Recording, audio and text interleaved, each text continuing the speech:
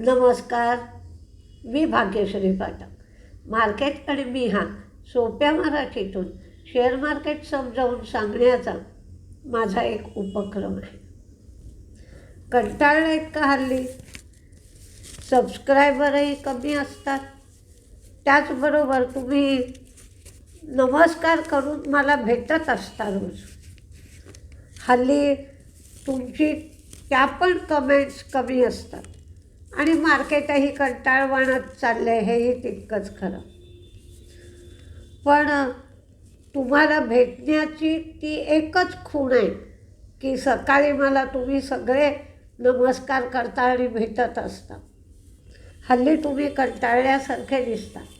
कंटाळू नका, हेही दिवस जातील आणि पुन्हा मार्केट सुंदर चालायला लागेल. तुमचा कंटाळा मार्केट पटकन घालवू शकेल. काल मार्केटनी तारांबळ उडवून दिली, हाच शब्द बरोबर आहे, की रशिया युक्रेन यांच्या युद्धामध्ये थोडीशी नरमाई येते आहे असं दिसल्याबरोबर सोनं चांदी याचे भाव कमी झाले. क्रूड मात्र वाढलं. युक्रेनने पुतीनच्या घरावर ड्रोनने हल्ला केला असं सांगण्यात आलं. पण त्याचबरोबर ट्रम्पनी हमासला आणि इराणला धमकी दिली, नेतन्याहूबरोबर बोलणी केली आणि समेट घडून येईल अशी एक शक्यता सगळ्यांना वाटू लागली. त्यामुळे 20,000 रुपयांनी जवळजवळ चांदी घसरली. सोनंही 5,000 रुपयांनी घसरलं आणि त्याचा परिणाम सगळ्या मेटलवर झाला. क्रूड थोडंसं मात्र वाढलं, कारण रशियाला युद्धासाठी पैशाची गरज होती. रशिया कमी भावामध्ये क्रूड सप्लाय करत होतं, त्याचाही परिणाम असावा. क्रूड 61.63 लेवलला आलं. बॉन्ड यील्ड 4.11 झालं. तर डॉलरसुद्धा थोडा वाढला. 98.3च्या लेव्हलला डॉलर आला. पण फॉरेन इन्व्हेस्टर्सची विक्री मात्र वाढली आहे. 2,760 कोटींची फॉरेन इन्व्हेस्टर्सची विक्री आहे, तर डोमेस्टिक इन्व्हेस्टर्सची खरेदी 2,644 कोटीची. IIPचा आकडा काल चांगला आला. नोव्हेंबर IIP 0.5% वाढून 6.7% आला. म्हणजे काही गोष्टी चांगल्या घडल्या. अर्थातच युद्धात समेट होतोय, वातावरण ताणतणाव कमी होतोय, ही चांगली बाजू आहे. पण ताणतणावामुळे मेटलमध्ये जी तेजी दिसत होती ती कमी झाली. त्यामुळे हिंदुस्तान झिंक, हिंदुस्तान कॉपर हे सगळे शेअर घसरले. आज 25,900 ही लेव्हल होल्ड व्हायला पाहिजे आणि जर 26,031 या लेव्हलच्या वर आपण गेलो तर एक्सपायरीची शॉर्ट कव्हरिंग येऊ शकेल. त्याचप्रमाणे बँक निफ्टीमध्ये सुद्धा 58,712 ही लेव्हल होल्ड होणं गरजेचं आहे. आज नॅशनल स्टॉक एक्सचेंजची एक्सपायरी आहे. RBIने बँकांच्या बाबतीत चांगला रिपोर्ट दिला आहे. बँकांचे NPA कमी होत आहेत, डिपॉझिट्स वाढत आहेत, लोन वाढत आहेत, तर बँकिंग इंडस्ट्रीची स्थिती चांगली आहे असा RBIने काल रिपोर्ट दिलेला आहे. काही बातम्या पाहूया.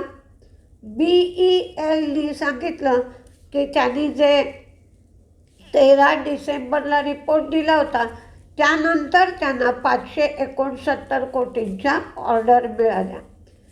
त्यामुळे शेअर तेजीत राहू शकतो. होनासाचे जे प्रमोटर आहेत त्यांनी 18.52 लाख शेअर्स खरेदी केले. त्यामुळे हुनासा हा तेजीत राहील. RVNLला 200 वॅगनची सर्व्हिसिंगची क्षमता असलेलं वर्कशॉप 18 महिन्यात उभं करायचं आहे. याच्यासाठी ईस्ट कोस्ट रेल्वेकडून त्यांना ऑर्डर मिळाली आहे.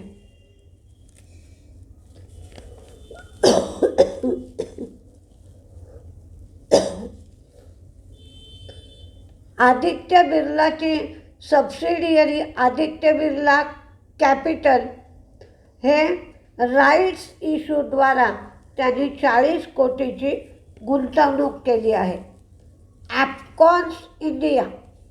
ॲपकॉन्स इंडियाने सिडको वॉटर टनेल प्रोजेक्टमध्ये त्यांना यश मिळाले आणि आता ही कंपनी जी तारीख ठरली होती प्रोजेक्ट पूर्ण करण्याची त्या तारखेच्या आधी 6 महिने प्रोजेक्ट पूर्ण करते. क्यूपिड ही सौदी अरेबियामध्ये FMCG उत्पादन युनिट सुरू करायला क्यूपिडला मंजुरी मिळाली आहे. गल्फ ऑइल लुब्रिकंटनी हाय परफॉर्मन्स मोटरसायकलसाठी 100% पूर्णपणे synthetic premium motorcycle engine oil launch केलं आहे. लुपिननी गॅन आणि ली फार्माबरोबर एक टाईप 2 डायबिटीस आणि ओबेसिटी याच्यावरचं जे औषध आहे ते औषधाचं मार्केटिंग करायचं, विक्री करायची यासाठी एक लायसेन्सिंग ॲग्रीमेंट केलं आहे. वारी एनर्जीच्या सबसिडियरीने गुजरातमध्ये 3.5 गिगावॅट क्षमतेचं सोलर इन्व्हर्टर उत्पादन युनिट 29 डिसेंबरपासून सुरू केलं. लॉइड्स इंजिनिअरिंग वर्क्स यांच्या बोर्ड ऑफ डायरेक्टर्सने मर्जरची घोषणा केली आहे. त्यांच्या लॉइड्स इन्फ्रा आणि टेक्नो इंडस्ट्रीजचं मर्जर होणार आहे. त्यामुळे सगळेच्या सगळे उद्योग एकाच कंपनीत समाविष्ट होते. टायमॅक्स ग्रुपने जो OFS आणला आहे त्या OFSला मागणी चांगली आहे. त्यामुळे हा OFS 45 लाख शेअरपर्यंत वाढवायला मंजुरी मिळाली आहे. ग्रासिमसुद्धा SL मायनिंग आणि इंडस्ट्री आणि तिची सबसिडियरी यांच्याबरोबर एक कंपोजिट स्कीम ऑफ अरेंजमेंट त्यांनी केली आहे. अडाणी group AI power drone missile उत्पादनामध्ये ते आता 1.8 लाख कोटीची गुंतवणूक करणार आहे. इसाफ स्मॉल फायनान्स बँक यांनी 1,694 कोटीचे NPA एका ॲसेट रिकन्स्ट्रक्शन कंपनीला 183 कोटीला ट्रान्स्फर केले. म्हणजे आता 183 सगळेच बुडले होते त्याऐवजी 183 कोटी तरी मिळत आहेत असं धरायचं का? जवळजवळ 1500 कोटीचं नुकसान होत आहे असं धरायचं. ते मार्केटवरच अवलंबून. नीरज सिमेंटला 96 कोटीची ऑर्डर बॉर्डर रोड अथॉरिटीकडून मिळाली आहे. तर 37 कोटीची ऑर्डर MMRDAकडून नीरज सिमेंटला मिळाली आहे. तर कुठले शेअर तेजीत कुठले शेअर मंदीत? यावर्षी जरी 26,000च्या वरती मार्केट गेलं, रेकॉर्डपर्यंत जाऊन पोहोचलं, तरी मार्केटमध्ये व्होलॅटिलिटी यावर्षी खूप होती, त्यामुळे लोकांना फारसा ट्रेडिंगमध्ये फायदा मिळाला नाही. ज्यांनी इन्व्हेस्टमेंट केली असेल त्यांना फायदा झाला, पण जे ट्रेडिंग करतात त्यांना काही फारसा फायदा झाला नाही. आता बँक निफ्टीमध्ये जे काही बदल होणार आहेत त्याच्यावर आजच्या मार्केटमध्ये आपल्याला बदल दिसेल. आधी तेजीचे शेअर पाहूया. ॲपकॉन, लाल path lab, BDL, AU small finance bank, astral आणि आज निफ्टी FMCG लक्ष देणं गरजेचं राहील.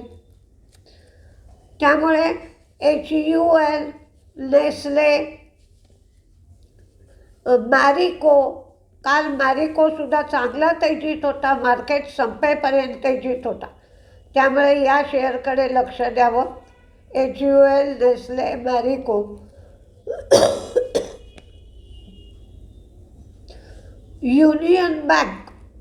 युनियन बँकेला 2.6 एवढं वेटेज मिळणार आहे आणि युनियन बँक समाविष्ट होईल बँक निफ्टीमध्ये.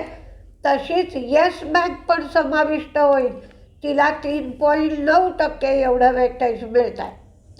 होनासा, एल्टेरो, आदित्य बिर्ला, सन लाईफ, AMC याच्यामध्ये कप अँड हँडल पॅटर्न तयार झाला आहे.